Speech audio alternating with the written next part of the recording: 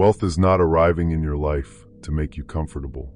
That is the first thing worth understanding, because the frame through which you receive what is coming determines everything about what you are able to do with it. Comfort is too small a container for what God is building in your life financially. What is approaching is not an upgrade to your current lifestyle. It is a repositioning of your entire relationship with resources, what they mean, where they come from, what they are for, and who you are in relationship to them. This distinction matters at the beginning because the preparation required for genuine financial transformation is fundamentally different from the preparation required to simply have more money. More money in the hands of someone whose interior has not been prepared tends to produce more of whatever was already there. More anxiety if anxiety was already running. More insecurity if insecurity was already driving decisions. More disconnection from purpose if purpose was already unclear. What God is doing in your financial life is not simply increasing the number. It is rebuilding the foundation on which the increase will rest. And that foundation is being built right now, in the season that may not look like financial preparation, but is doing the most important financial work of your life. The work of preparation always precedes the work of multiplication. This is a principle so consistent across Scripture that it is less a theme than a law. Before the widow's oil multiplied, there was the gathering of vessels, a specific act of preparation that had to precede and create the conditions for what was coming. Before Joseph managed Egypt's resources, there were years of managing a household, and then a prison with the same character and diligence regardless of whether anyone was watching or rewarding the management. Before the disciples fed thousands, the loaves and fish had to be offered, placed into hands larger than theirs, surrendered before they could be multiplied. In every case, what came before the multiplication was not waiting. It was formation and offering and trust enacted in conditions that gave no visible evidence of what was about to happen. You are in that before phase, and the before phase is not empty. It is where everything that matters most is actually happening. If these words are landing somewhere real in you, subscribe so they can keep finding you. What is being built here is built for seasons exactly like the one you are in. There is a specific relationship with money that has to shift before genuine financial breakthrough can be sustained. And it is worth being honest about what that shift actually requires, because it is more demanding than most financial conversations acknowledge. The shift is from ownership to stewardship. These words are used frequently in spiritual contexts and have been repeated, so often they have nearly lost their content. But the actual interior change they point toward is profound and difficult, and takes time to become genuinely operative rather than simply intellectually held. Ownership says this is mine, acquired through my effort, mine to deploy according to my priorities. Stewardship says this passes through my hands with a purpose larger than my preferences, and my role is to manage it faithfully toward that purpose rather than to accumulate it toward my own comfort or security. Most people believe in stewardship as a concept and practice ownership as a reality. The gap between those two is where financial breakthrough consistently gets blocked, because God cannot expand what you're holding too tightly. He cannot multiply what you have not been willing to release. The open hand is not just a spiritual metaphor, it is the literal posture that makes multiplication possible. A closed fist receives nothing new because there is no room. An open hand is the posture of someone who understands that what flows through them is not diminished by flowing, but expanded by it. Getting to genuine open-handedness with money is one of the more demanding internal journeys available. It runs directly against every instinct that scarcity has trained into you. It asks you to trust in a reality you cannot see against the evidence of a reality you can. And that asking is not resolved once and maintained without effort. It is a daily practice, a daily returning to the posture of the open hand, a daily choosing of trust over the reflex toward hoarding that fear produces. The journey toward that posture is part of what this season has been about. The difficulty has been loosening the grip. The uncertainty has been demonstrating that what you were gripping so tightly was never actually secured by the grip. And every time you chose generosity when fear was arguing against it, every time you gave when the scarcity mindset was louder than the faith mindset, you were practicing the posture that financial expansion requires.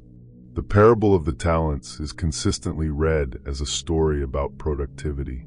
But the deeper teaching is about faithfulness in proportion to what has been given. The servant who received 5 talents and produced 5 more was not rewarded for superior intellect or business acumen. He was rewarded for faithfulness with exactly what was entrusted. The servant who received 2 and produced 2 was equally commended. The rebuke fell on the one who received what was given and buried it, who let fear of losing override the responsibility of faithful stewardship. The application is direct. What has already been placed in your hands, regardless of how small it appears by the standards you are comparing yourself to, carries the same requirement of faithful stewardship as any larger amount would. The practice of faithfulness does not begin when the numbers become significant. It begins with what is already present, and the quality of faithfulness practiced with what is currently in your hands is precisely what determines what can be entrusted to those hands next. This is not primarily about tithing or giving, though those practices matter and carry their own principles. This is about the deeper question of how you are relating to whatever resources are currently moving through your life. Are you engaging with them with genuine attention and intentionality? Are you making decisions about them from values rather than from anxiety? Are you honoring the first portion, treating what passes through your hands with the seriousness of someone who understands it belongs to something larger? Faithfulness in small things is the actual qualification for larger things. Not talent, not ambition, not the right connections or the right timing. Faithfulness, and faithfulness is available to you right now, in whatever the current amount actually is. There is a principle in the economy of the kingdom that reverses the logic of the world. The world says accumulate, and from the accumulation you will eventually have enough to give. The kingdom says give first, and the giving creates the channel through which accumulation becomes possible. These are not just different financial strategies. They are different understandings of how resources move and what keeps them moving. Generosity is not the reward for having enough. Generosity is the practice that makes enough possible. The channel widens in proportion to what flows through it. A river that is given to, that feeds the land around it rather than pooling and stagnating, receives from its source in proportion to what it gives. The giving does not diminish the river. The giving keeps the river a river rather than turning it into a stagnant pool. This is the financial reality the kingdom operates on, and it is why consistent, genuine, values-driven generosity, not transactional giving aimed at a specific return, but giving that flows from the genuine recognition that everything you have is held in trust, is one of the most significant financial decisions available to anyone who wants to participate in kingdom-level financial reality. If fear has been the primary voice in your financial decisions, generosity is the most direct path to replacing that voice with something else. Not because generosity is a formula for receiving more, but because the act of giving from genuine trust is itself a recalibration of the interior. It declares, with action rather than words, that you believe the source is not running out, that you are not dependent on what is currently in your hands for your security, that your trust is in something more reliable than the current balance. And that declaration, acted upon consistently, gradually rewires the interior relationship with money in ways that no amount of theological instruction alone can produce. There is a link in the description where you can support this work if it has been meaningful to you. What is given toward this from a genuine place keeps it reaching people in exactly these seasons of financial formation. Practical wisdom and spiritual principle are not in competition in the financial life. They are designed to work together, and a life organized around both is more resilient and more fruitful than one organized around either alone. Faith without practical engagement tends toward passivity, waiting for provision without participating in the structures through which provision moves. Practical engagement without faith tends toward anxiety and control, the exhausting effort of trying to secure through human strategy what was never meant to be secured by human effort alone. The integrated life holds both. It does the work with full diligence, as if the outcome depends entirely on the effort, and it trusts with full surrender, as if the outcome depends entirely on God. Both things are simultaneously true. The effort matters and is honored. The sovereignty of God over outcomes is real and is to be rested in. These are not contradictions. They are the two hands of a mature financial life, working and trusting at the same time, neither replacing the other. Understanding where you currently are has specific practical value. What is coming in, what is going out, where the patterns have been running for years without examination. This is not unspiritual attention to material things. This is the steward doing the work of understanding what has been entrusted before attempting to manage it towards something better. Clarity about the actual state of your financial life is not discouraging information to avoid. It is the starting point for every genuine improvement. You cannot steward faithfully what you refuse to look at clearly. The habits that will sustain expanded financial capacity are the same habits that are available to practice right now. Tracking, planning, giving, saving, these are not skills that activate at a certain threshold. They are disciplines that build the capacity for the threshold. The person who is financially faithful at a small scale is the person who has been practicing faithfulness. The practices are the same.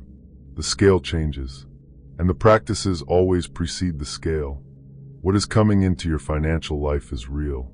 The preparation you have been going through has been building the interior capacity to receive it without being destabilized by it. The faithfulness you have practiced in small things has been the genuine qualification for what comes next. The generosity you chose when fear was arguing against it has been widening the channel through which increase flows. The multiplication does not require you to have everything figured out. It does not require a perfect financial history or a flawless record of stewardship. It requires the posture of the open hand, the willingness to be faithful with what is present, and the genuine trust that the source is not limited by what you can currently see. That posture is what you have been learning to hold through this season. And the season is preparing to shift into something that rewards the holding. Keep the open hand.